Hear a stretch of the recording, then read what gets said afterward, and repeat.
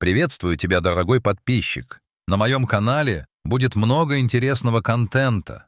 Подписывайся, ставь палец вверх и оставляй комментарии. Эта история началась под небом, которое напоминало раскаленный металл.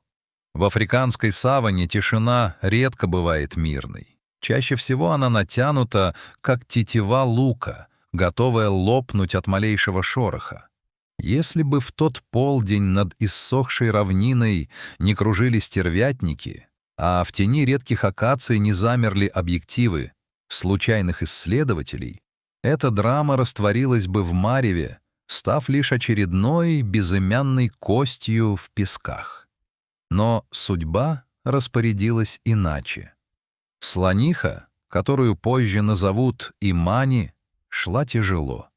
Ее кожа, покрытая коркой засохшей грязи, казалась древней корой дерева, треснувшей под напором времени. Каждый шаг давался ей с трудом. Внутри нее пульсировала огромная, сосредоточенная жизнь, плод, созревавший 20 месяцев. Беременность, которая должна была стать триумфом жизни, превратилась в ее проклятие. Она была одна. В мире слонов одиночество — это почти всегда приговор. Имани отбилась от своего стада 3 дня назад во время песчаной бури, потеряв ориентир и звук призывного рокота матриарха. Теперь ее единственным спутником был собственный пульс и глухая боль в суставах. Из высокой желтой травы показались первые тени. Гиены. Они не выли. Настоящие охотники саванны молчат до тех пор, пока не наступит время пировать. Пятнистые хищники двигались волнообразно, плавно перетекая из одной точки в другую, сужая кольцо. Во главе стаи шла крупная самка. Ее морду пересекал глубокий шрам, а левое ухо было разорвано, печать сотен схваток. Она не суетилась. Она видела, как тяжело дышит слониха, как низко опущен ее хобот. Для гиен это была не просто добыча, а гора мяса, которая слишком устала, чтобы сражаться. Имани почувствовала их присутствие кожей. Подняв хобот, она издала предупреждающий рев. Звук, который в другое время заставил бы любого хищника в радиусе километра замереть. Но сегодня в ее голосе не было прежней мощи. Гиены это поняли. Вожак стаи сделала пробный выпад. Она бросилась к задним ногам слонихи, заставив ту резко развернуться. Имани взмахнула бивнями, описывая в воздухе смертоносную дугу, но ее огромное тело подвело ее. Центр тяжести сместился, ноги подогнулись. Хищники начали проверять ее оборону. Пока одни отвлекали внимание спереди, другие пытались вцепиться в сухожилие сзади. Слониха кружилась на месте, поднимая облака удушливой пыли. Ее глаза, подернутые влагой, искали спасения в пустом горизонте. Она понимала, что время — ее главный враг. Каждый поворот сжигал остатки кислорода в крови, а гиены, сменяя друг друга, оставались свежими. Самка со шрамом уже скалилась, предвкушая момент, когда великан рухнет. И тогда Имани сделала то, что велел ей древний инстинкт предков. Она не закричала от боли. Она опустила хобот к самой земле и издала низкочастотный гул. Инфразвук, который человеческое ухо почти не улавливает, но который разносится по вибрирующей почве на многие мили. Это был не крик паники. Это был зов. Земля ответила первой. Ритмичный, тяжелый гул начал перекрывать визги гиен. На горизонте, сквозь дрожащий от зноя воздух, проявились очертания. Сначала 3 серые точки, затем 3 мощных силуэта. 3 взрослые слонихи шли строем, который военные назвали бы идеальным клином. Они не бежали, они наступали, как неумолимая стихия. Увидев их, гиены занервничали. Вожак со шрамом огрызнулась на своих сородичей, призывая их не отступать, ведь добыча была так близко. Слонихи-спасительницы не стали тратить время на церемонии. Ворвавшись в круг, они мгновенно перестроились. Две встали по бокам от Имани, прижимаясь к ее бокам своими телами, поддерживая ее, не давая упасть. Третья, самая крупная, с обломанным бивнем, встала лицом к хищникам. Она вытянула хобот и издала такой оглушительный трубный глаз, что птицы взлетели с деревьев за сотни метров. Баланс сил качнулся, но гиены, движимые экстремальным голодом затянувшейся засухи, не уходили. Они рассредоточились, ожидая момента, когда внимание защитниц ослабнет. В этот момент из зарослей кустарника выскочило нечто совсем неожиданное.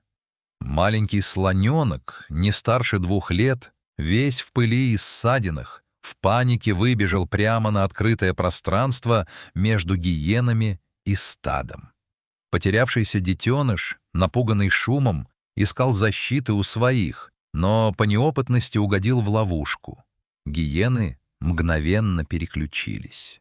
Для них это был подарок судьбы.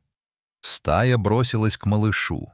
Ситуация стала критической. Слонихи не могли бросить Имани, которая едва держалась на ногах, чтобы спасти детеныша.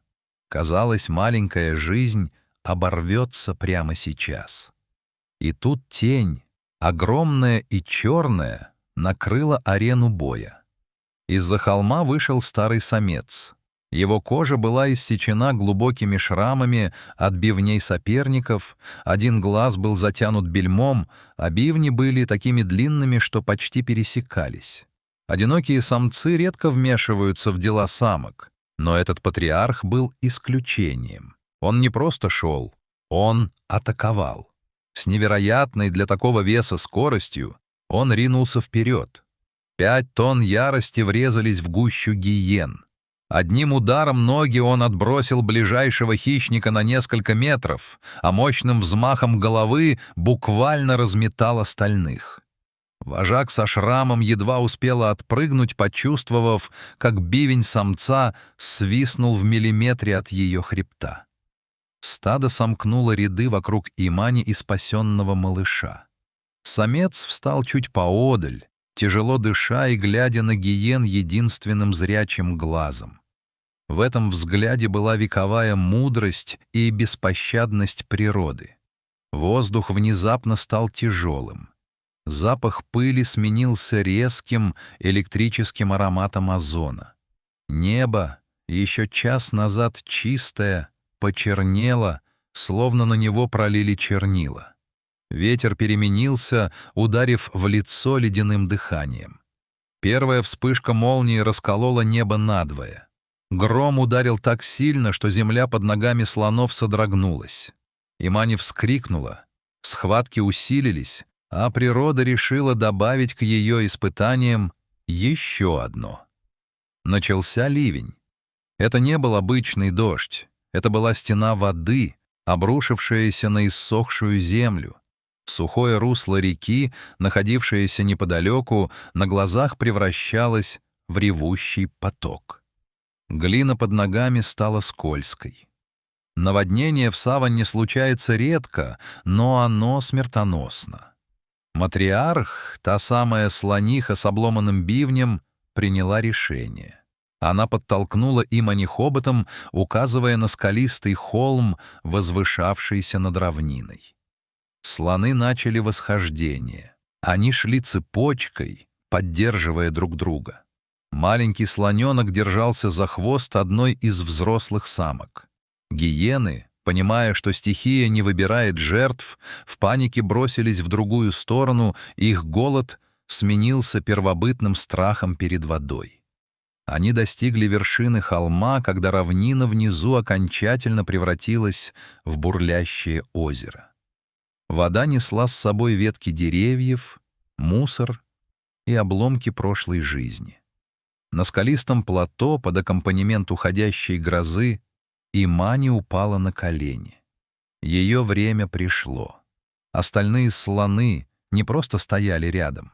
Они образовали плотное кольцо, повернувшись хвостами к центру и головами вовне. Они создали крепость. Дождь стал мягким, смывая кровь, пот и пыль с их тел. Самец стоял на самом краю обрыва, как каменное изваяние, вглядываясь в темноту. Внутри круга происходило чудо. Под тяжелые вздохи матери и тихий рокот сородичей на свет появился новый обитатель саванны. Маленький, мокрый, покрытый темным пушком, он нелепо взмахнул крошечным хоботом и издал свой первый звук — тонкий писк, который перекрыл шум дождя. Имани, изможденная, но живая, осторожно коснулась его макушки. Матриарх подошла ближе и помогла малышу подняться на дрожащие ножки. Потерявшийся слоненок, который еще час назад был на грани смерти, стоял рядом, внимательно наблюдая за новорожденным, словно осознавая, что стал свидетелем чего-то великого. Когда на следующее утро солнце взошло над омытой саванной, мир выглядел иначе. Пыль исчезла, уступив место свежей зелени, которая пробьется сквозь почву уже через несколько часов. Группа слонов медленно спускалась с холма. В центре шла Имани, а рядом с ней, едва поспевая, семенил новый член стада. Старый самец провожал их взглядом, прежде чем уйти в свою сторону, в свое гордое одиночество. Эта история не просто хроника выживания. Это доказательство того, что в мире, где правят клыки и когти, существует нечто более мощное. Это единство, которое сильнее голода, и жизнь, которая способна родиться даже в самом эпицентре бури. Победила не сила мышц, а сила связи, которая объединяет живых существ перед лицом небытия. Над равниной снова воцарилась тишина. Но теперь это была тишина надежды.